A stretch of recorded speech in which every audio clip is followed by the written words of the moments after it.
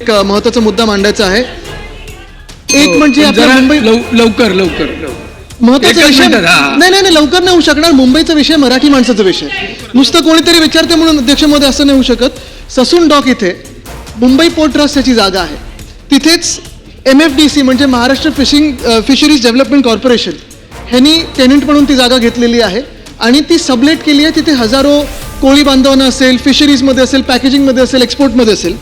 झालं असं की 10 वर्षापूर्वी एक कोर्टाचा निर्णय लागला जिथे MBPTनी सांगितलं की MFDC आम्हाला आमचं रेंट देत नाही, भाडं देत नाही आणि म्हणून आता ह्या सगळ्या लोकांना तुम्ही इथून एविक्ट करा.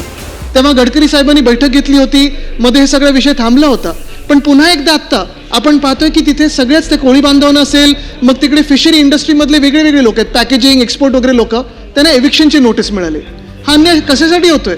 हे सगळे लोक जे मासेमारीमध्ये आहेत किंवा ह्या धंद्यात आहेत ते MFDCला आपले जे काही भाडे ते देत आहेत. आता वाद हा MFDC आणि MBPTमध्ये म्हणजे राज्य सरकार आणि केंद्र सरकारमध्ये माझी हीच इच्छा राहील की सरकारने ह्याची तातडीने नोंद घेऊन हा वाद मिटवावा आणि कोळी बांधवांवर असेल किंवा मासेमारी जे पूर्ण व्यवसायात आहेत त्यांच्यावर जो अन्याय होतोय तो रोखावा.